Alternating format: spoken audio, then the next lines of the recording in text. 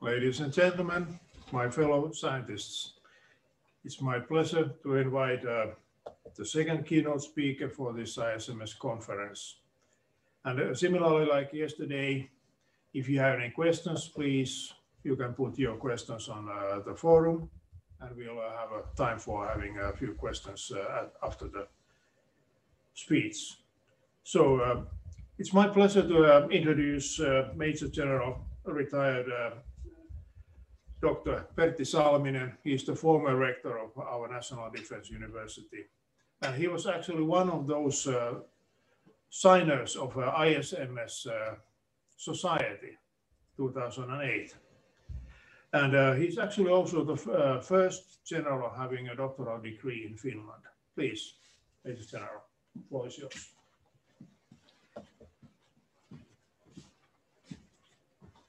Thank you very much. And good evening, good afternoon, good whatever, wherever you are. It's a pleasure to be back here. And first of all, I would like to thank the organizers of the conference for remembering me and inviting me to deliver the second keynote at the conference. I have been out from the everyday research activities already for some years, retired, but I have still some research work going on in the field of military history. Having been following discussion about open science and couple of decades, the development of military sciences, especially in Finland, but also more widely, I'm very pleased to see that significant steps onwards have been taken in the field of openness. Openness has increased, but to what extent? Can it go on in the digitalized world where everything should be possible by technical means? My intent today is to focus on issues related to the theme of the conference from the military and especially from the Finnish military perspective. What we mean by the military sciences, how we have defined them, and which are the possibilities to open them for more public forums. What has been done and what is possible to do for the openness of publishing sources, data, and learning opportunities. There is the basic assumption that military sciences can have serious problems with openness. But how we see the situation today, how serious these problems are. But I will start with the Finnish development first in the beginning. We can claim that the earliest awakening of the Finnish military towards a more scientific approach took place with the establishment of the Finnish cadet school in 1779 under the Swedish rule. The cadet officers were expected to have common basic education as a building block for future self-development and specialization. More was to come in 1812 in the form of foundation of the Field Measurement School. The school was set up during the first years of Finland being the Grand Duchy of Russian Empire. At the school, one of the early channels for interaction with civilian sciences was map drawing with scientific measurements and ways to describe terrain on an even surface on paper or something else. Here we can find a kind of scientific starting point for the Finnish military research. Methods were partly adopted from the civilian side, but adjusted and further developed for the military use. The school was using experiences of the foreign militaries, that is Russian and Swedish, civilian researchers, land survey authorities, and developing, for example, firing techniques for the artillery. In this way, some civilian research methods were opened to the military, but circles enjoying that state very restricted, and results achieved by the military were only slowly opened to the others. During the independence time, the independent Finland established the cadet school in 1990. Basically, at that point, it was only a teaching institute for newly formed defense forces and with very thin connection to sciences or theoretical thinking. But very soon was seen that research is needed. We have to choose some kind of fighting techniques. We had possibilities to choose German or French approach to the tactics and fighting techniques. We had to study these approaches against the former Swedish and Russian traditions, as well as against chances to create something of our own. This thinking led finally to the establishment of General Staff Officer Education in the form of War College in November 1924. The college was expected to grow gradually to a kind of university-level educational institution. Research needs and use of research results were often emphasized in discussions of teachers and students at the college during the courses. It led to the point when the students of the first General Staff Officer course established a society nowadays called the Finnish Society of Military Sciences. The society began to publish research results in an annual publication, Tiede ja ase, that is Science and Arm. The birth of the War College motivated officers in searching for interactive relations with students and graduates of civilian universities and other institutions. Since then, there have been officers with studies or degrees in civilian higher educational institutes. The number of them began to increase gradually after the Second World War. This was a kind of a first real breakthrough the boundary wall between the military and civilian sciences. From the 1960s, the officers' basic education program included instructors from civilian universities providing lectures and courses at the military academy. Officer students could also study some courses in the other universities. Officer education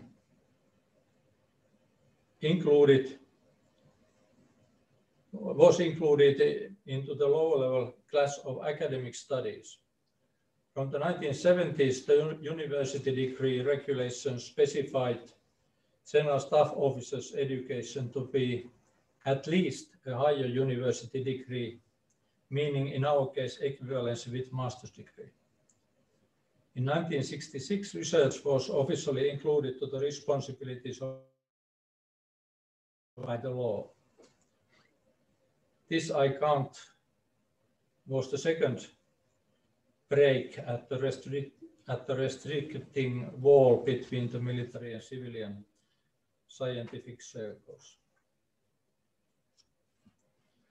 In the Finnish case, one can recognize a certain academization process, either in a very long run from the 1920s or in a shorter run from the 1960s. During the 1980s, conclusion was made concerning rationalization of whole officer education and resources needed for research. A coherent study path was drafted and built up by joining together the former military academy, Army Combat School, Naval and Air Force academies, as well as the War College. The National Defense University was born. It was born on the basis in the beginning of the year 1993 it was born on this basis in the beginning of 1993 with lower level master and third level degree education. Openness increased remarkably with the formation of the NDU. Main obstacles for even more open approach were legislative orders concerning access to secret issues and documents, time restrictions in opening the documents for research and wider use, and general attitudes, especially in the main headquarters of the Defense Forces, restricting discussions with civilian researchers, political audience, and even inside the forces. Relations with so-called radical university circles were understood forbidden for a long time during the period of radical movements in the 1970s and 80s. And I'll go to the military sciences. There has been, and still is, sometimes, a fundamental problem in defining military sciences. Before the 1980s, there had been several attempts in Finland to develop comprehensive definition for military science. Finally, with the birth of the NDU, and especially while drafting strategic paper about vision and future of the NDU in 2005, as well as the first ever law concerning the NDU 2008. A definition for military sciences was picked up from a number of suggestions. First of all, it was decided not to speak about military science in a singular form, but to use plural expression, military sciences. There were understandable reasons for that, for the decision of that kind. It was understood that disciplines of sciences have got their form during thousands of years along the discussion dealing with science, relevant themes, and questions of disciplines, chairs, and boundary lines of the disciplines. It seemed quite difficult to establish a totally new and quite large discipline without breaking unnecessarily the already existing system. Earlier, the boundaries between the disciplines were stronger than today, when we have seen that joint efforts with one or more other participating disciplines or faculties together produce new questions, perspectives, answers, and solutions to many relevant issues and problems. In our discussion here in Finland, we saw that there is no real need for such a new comprehensive discipline. An exception was maybe more narrow combination of military strategy, operational art, and tactics. Initially, we didn't want to go along with a number of nations, colleges, and writers using the old term, the art of war, as a discipline, because our university wanted to deal with themes and topics more widely. Here it is important to take up that the fact that theorists from Sun Tzu to Clausewitz had already taken their art of wars quite widely, but still there were differences compared with our thinking. Our first goal was to establish close relations with other universities, at least with relevant faculties, join the ongoing discussions inside the disciplines, and bring along teams and something which didn't already appear in these discussions. So how to define military sciences? 5 years after the millennium change, our quite short way to define the term was military sciences are sciences which deal with questions concerning military international situation, preparations of war, conduct of war, demobilization, peace operations, armed forces with their tasks and equipment, soldiers, and human beings in the crisis having military dimensions. It was possible to find a corner in each of the traditional disciplines dealing with these questions.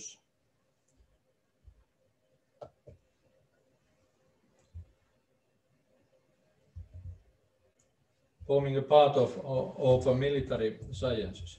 Then there was the core of military strategy, operations and tactics, as I mentioned, where we were eager to start to establish something of completely own in order to show to the other universities and state administration and even the skeptics in our highest military leadership, as well as among ourselves, that there was a need and there were found discipline and thus need for a real military university. In reality, the combination of interesting questions inside civilian disciplines had already been in the minds of university dreamers and developers among the military for decades before the birth of the NDU. The fact had led to a close cooperation with other disciplines, mainly in the frame of officer education. Since 1966, it was possible for an officer student to improve his course grades and overall evaluation by studies in a number of civilian universities.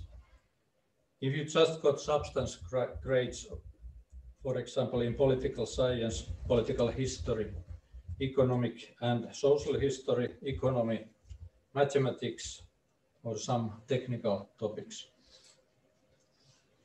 Cooperation and openness with civilian universities had increased slowly on a step-by-step basis already from the 1950s. One of the main reasons was that some officers studied and graduated also in other faculties, especially in political, technical, and economic universities. They were natural connections between civilian sciences and the military schools, institutes, and defense forces as a whole. Another connection was established by graduates from other disciplines recruited by the defense forces for specific professional posts like medical doctors, civilian engineers, lawyers, etc. And of course, these people brought some influence to the military sciences. But on the other hand, no one had grounds to speak openness as it is required today in the concept of open sciences. Then we had a scientific advisory board for national defense and other connection to the civilian side. In this matter, let me go once again back to the times after the Second World War. Already in 1945, a special defense revision committee was set up to define our defense system, responsibilities of the highest defense leadership and conscription. The committee worked hard for 4 years and published report 1949. The thick report included first draft of our total, later called comprehensive defense concept. The concept included suggestion for formation of scientific advisory board for defense called MATINE. This board was to consist of academic experts of the disciplines relevant to the defense. The experts should have significant posts in the leadership of their faculties in the universities and research institutions, as well as in the industry, defense administration, and authorities dealing with security and vital functions of the society. MATINE was set up in 1961. The defense headquarters have been using it in distributing research ideas, teams, and projects to the civilian universities and research institutions on fields. This has led to numerous connections and cooperation efforts with the NDU and other institutions inside the defense administration. It is good to know that there have been several research and development institutions inside the Defense Administration separate from the NDU. Those elements are now, since 2014, parts of the Defense Forces Research Institute. But let's go back to 1993. While drafting the outline of the NDU, a very close interaction and cooperation with a number of civilian universities. Long and in-depth discussions took place between the planners on the military and faculties of corresponding disciplines. The planners got organizing models and lots of advice in practical matters. There were not much suspicion, no hard feelings, no fear of a new competitor on the stage among the civilian counterparts. The main cooperation universities included Helsinki University, the Technical University and Business School, all in Helsinki. Preparations for the new organization began already a couple years before formation of the NDU in cooperation initially with Helsinki University and Helsinki Business School, so that these accepted a small number of general staff officers continued their studies towards doctorates, PhDs, if you will, in the programs and under the guidance of their faculties and professors. Those officers were expected to be leaders of the departments inside the NDU afterwards. A good number on open science, civilians in increasing number of universities have joined the cooperation afterwards. But to the topic of the day, can military sciences develop to be open sciences? As already seen, there have been long routes of cooperation between the military and civilian researchers, which has gradually and slowly opened access to publications, research methods, even sources and data. More slowly in the military side and archives than on the other side. There is a long and deeply rooted tradition of secrecy inside the military. The main fear of openness is connected to the strategic and operational, even to tactical level needs to keep plans and future actions hidden from the potential enemy. Even stronger is the goal of the intelligence elements to keep in secrecy what you know, what you are following, and how you evaluate the situation. Classification of documents is as confidential, secret, or top secret has led to many kinds of time restrictions in the use of them. From 1 up to 50 years, some documents can stay hidden even eternally. There are also completely secret archives or sections in the archives. The basic rule is that only the owner of the archives can give you a permission to go in and use the material. And I assume there will be collections of sources which will never be digitalized, which also reduces access to them.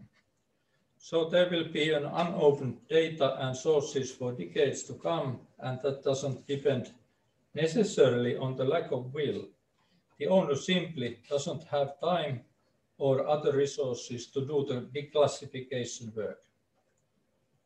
On the other hand, military authorities can define documents so important for the national security reasons on the basis of national security reasons that research from outside of the military, or in fact, any researcher is not trusted and would not get research permit.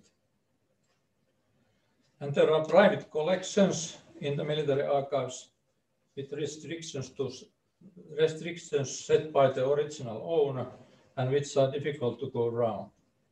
Personally, I have been lucky in getting research permits into some top secret archives, and I have seen that most of the papers don't have any more value for the national defense, but the number of papers is so huge and the work to pick up and declassify those takes too much time and effort. Still, declassification of the data is possible and sometimes should be done. Let's look at the reasons of secrecy in the military documents. I already mentioned national security as one of the real reasons. Another is sense of responsibility common to all officers of administrations, not only the military side. Then we come to the fact that the originator is uncertain about the need to stamp the document as classified and does the classification in order to secure his own background. Unfortunately, in some cases, it can be just an opinion of the originator or his superiors to stamp documents dealing with certain issues. Concerning the openness of military history, I would claim that almost everything published are not always open, and you can't use sources not available for example, a verification for your degree examination papers. In Finland, cooperation between the military and the civilian sciences is on the level it can now, under these legislations,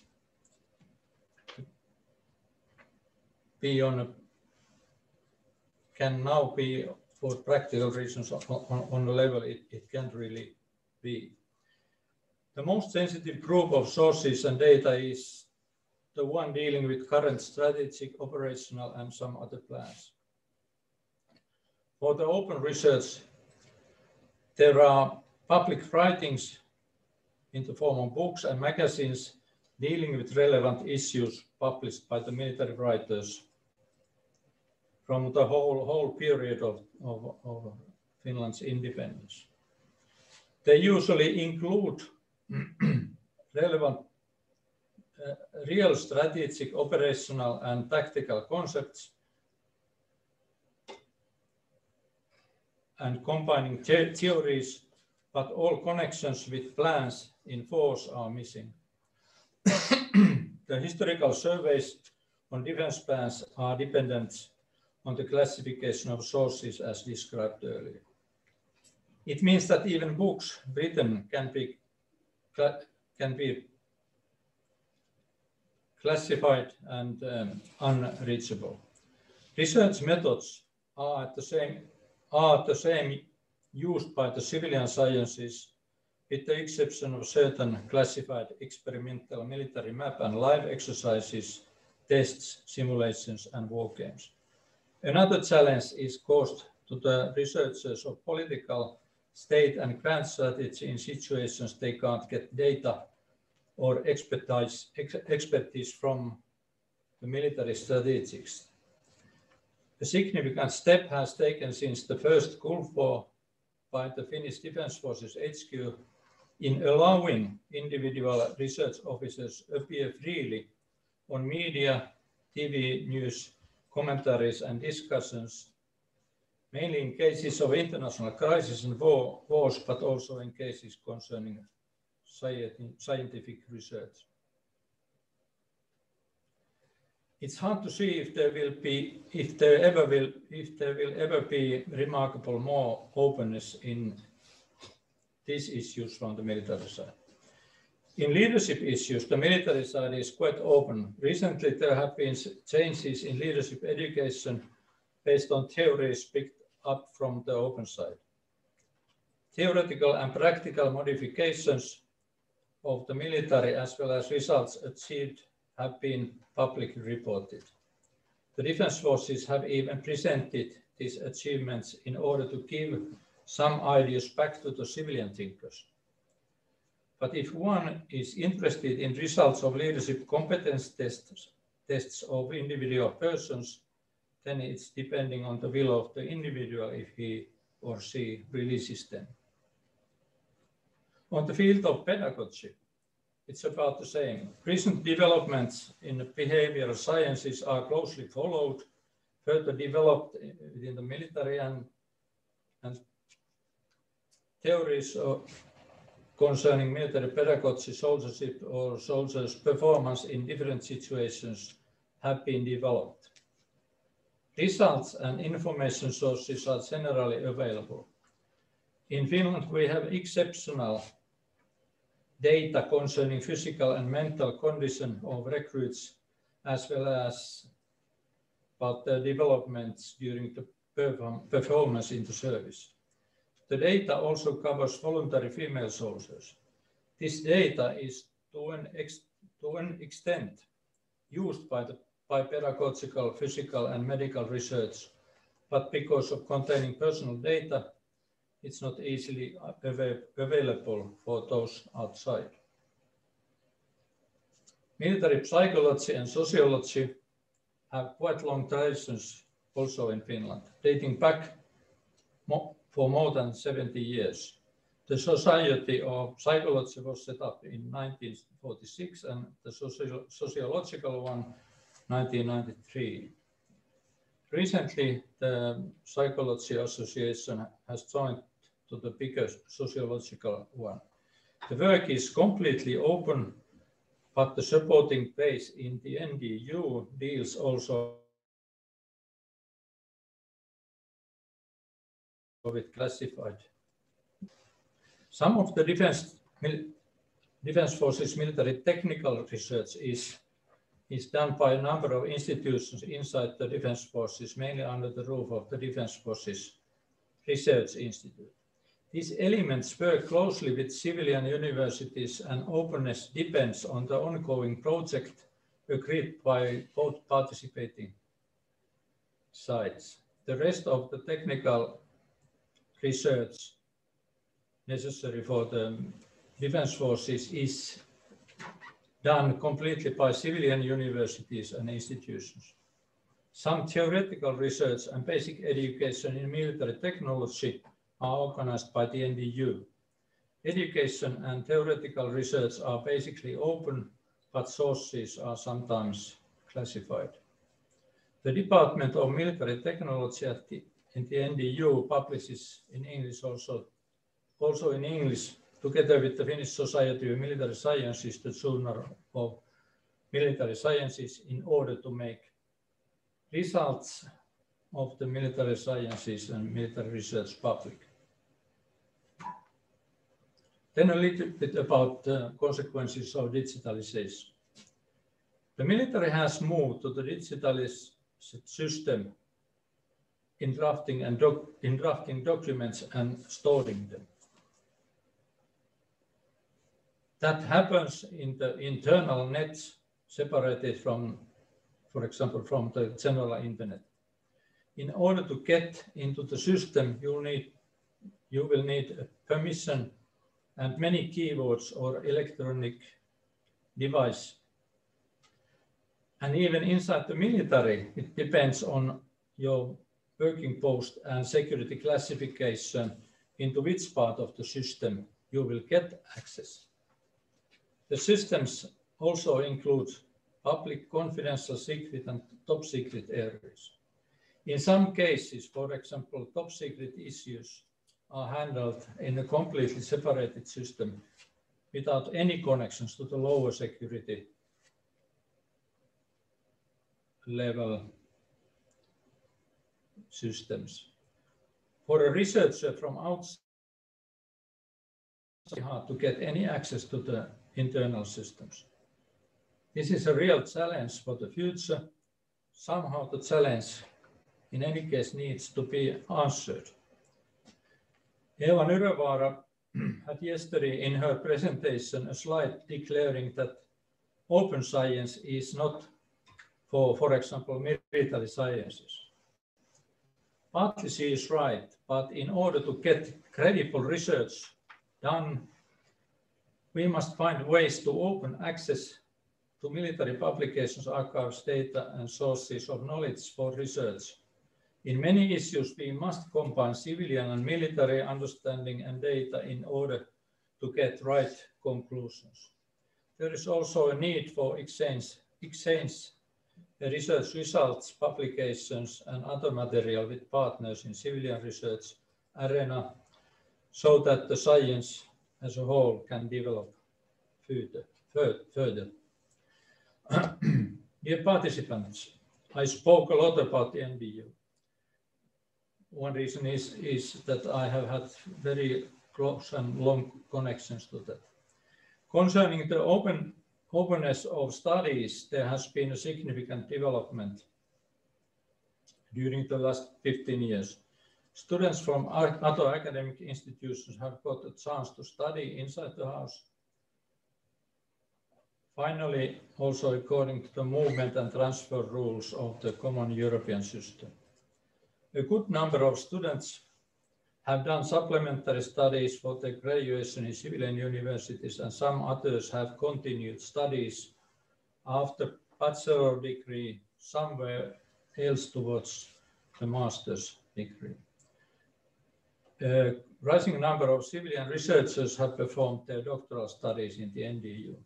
This development has been a significant addition to the openness of the military sciences and the openness of the university. As a summary, I would finish by taking up that requirements of open sciences are worth to follow as far as it's possible in the military side too. On the other hand, the military will have real problems and challenges in order to fulfill those requirements in the future, even in part. This concerns the data and material obtained or produced in recent years with the digital systems, and also the problem continues in the future. Dear participants, thank you very much for your interest to the topic.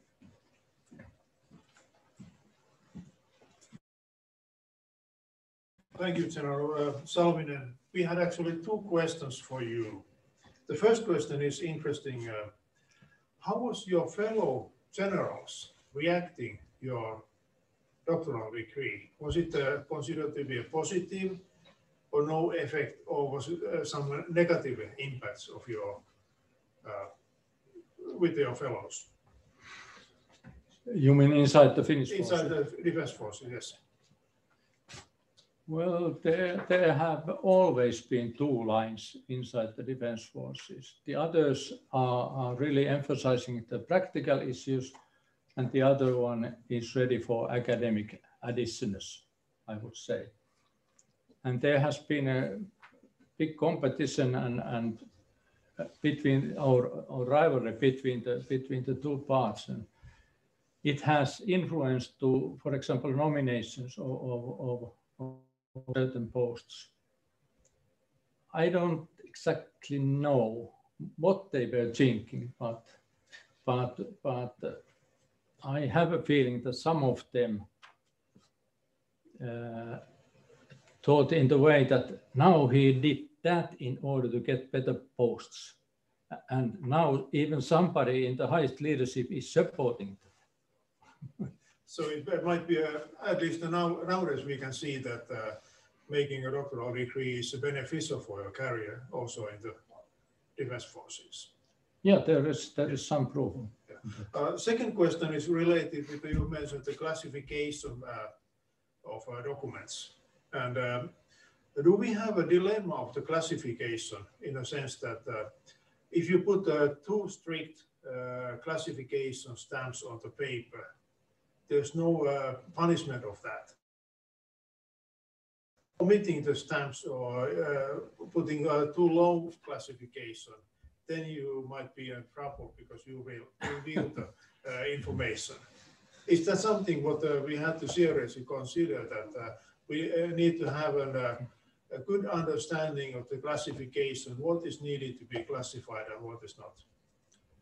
Well, that is really so that you put too strong stamp very easily. Just in case. Just in case. Yeah. And as I said, just to not to, let's say, waste your background.